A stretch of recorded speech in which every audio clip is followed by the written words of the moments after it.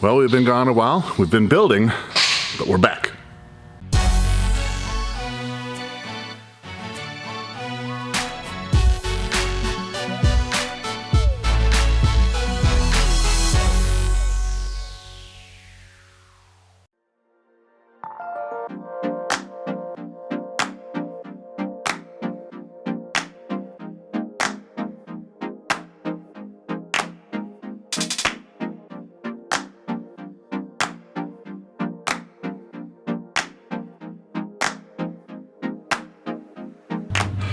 Well, I'm sad. Yeah, me too.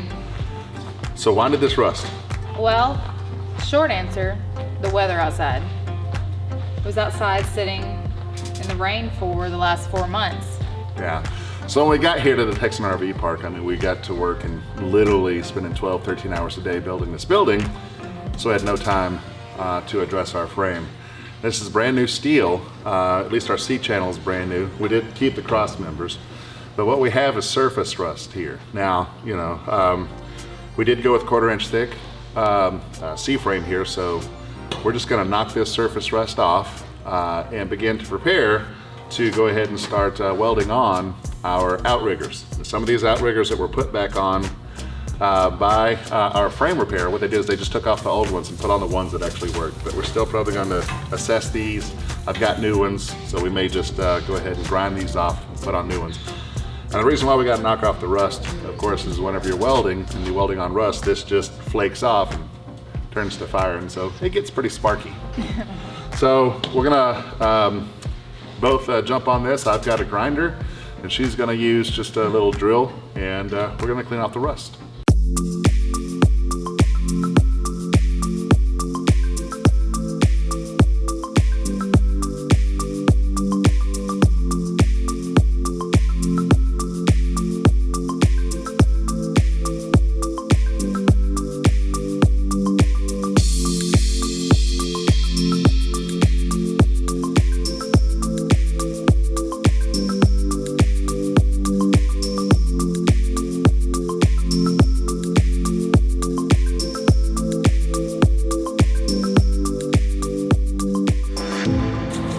Okay, so we're doing some really exciting stuff today.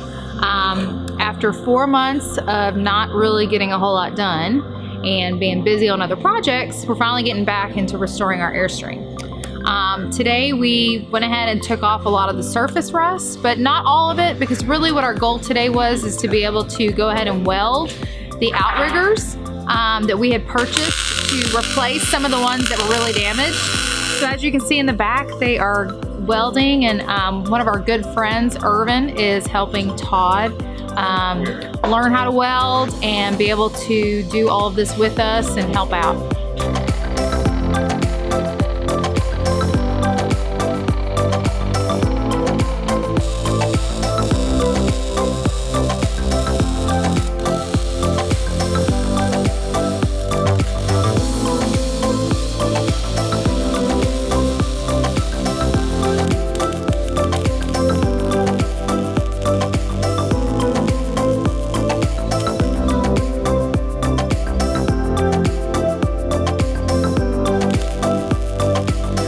We'll go ahead, and after we get done with all the outriggers, we'll take time to get all of the rust off the frame so that we can prime it and apply whatever protectant we're going to use to, you know, cover the frame. We've had lots of different products thrown out at us. For example, you know, most people use that POR 15 Rust-Oleum type of product. And although that is fairly inexpensive and you can pick it up like at Home Depot, Lowe's, etc., we are looking at using a product that will last a little bit longer. We are more concerned about, you know, applying something to the top of our frame that's going to be rubbing in between and causing like chafing.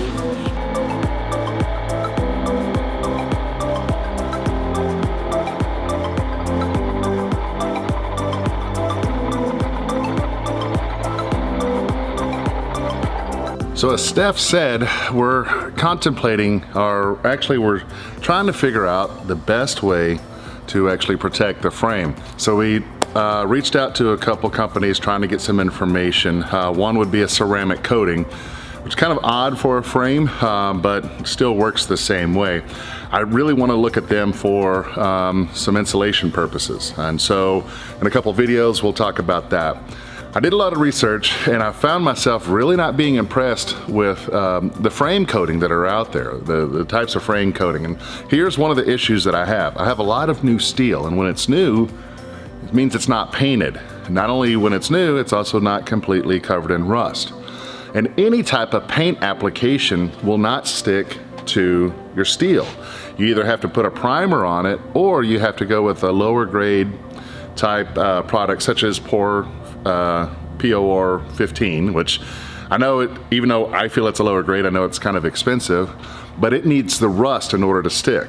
Well, to me, why would you do that unless you absolutely have to? Certain applications, I totally get it, but when you go through the process of getting new steel, why would you put that on there? I mean, I'd have to wait for it to rust a lot more than what we did in order for that stuff to stick. So my only option, of course, is to put a primer on there. In order to do a primer though, we have to really get this clean. And you saw early on that we were actually grinding this down, and that wasn't for the process, or that wasn't for the application of putting the primer on. And the reason for that is we can't get a grinder in all the nooks and crannies. And for that primer to stick, it has to be absolutely clean. So I did some research, went out to a couple companies to say what would it cost to actually sandblast this. It was the same $3,500 as it was for me to actually build it new, and it just didn't quite make sense to do that as well if you can buy your own blaster. So I've done a lot of research on that, and I think what we're going to do in the next video is actually sandblast this, and rather than pay someone else to do it, we're going to do it ourselves.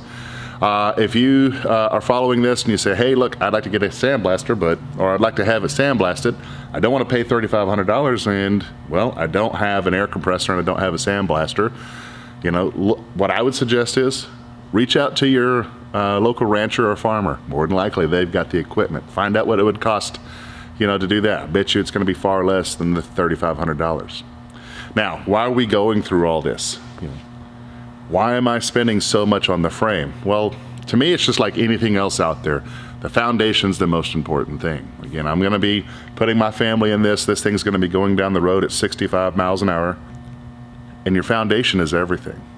You know, everything is built on foundation. So we're going to take time and get this done right. Unfortunately, what I see a lot of remodels, what they do is they just simply pull out parts of the floor that is problematic, and they only address those parts there. They don't quite understand that the whole frame probably needs to be done. And I get it. I mean, not everyone has the, you know, time and has the space to actually do a full reno. But if it is something you're going into and you do want to do a reno, I would suggest do a complete reno. Take your time.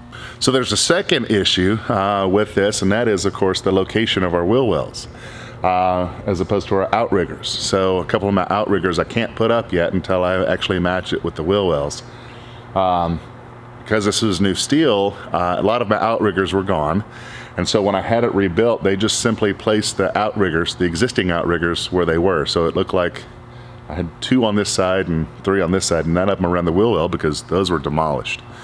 So I had to get my wheel wells and set those back up.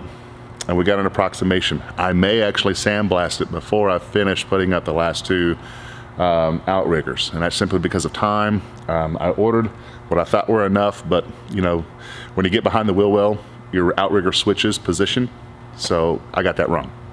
So this season, we're actually going to focus on a lot of the frame itself.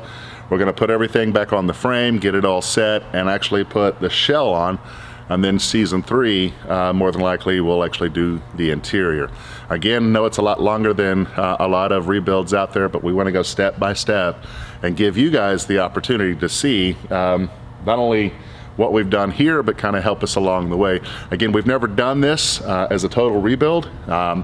We are in the RV industry, so we do have some help.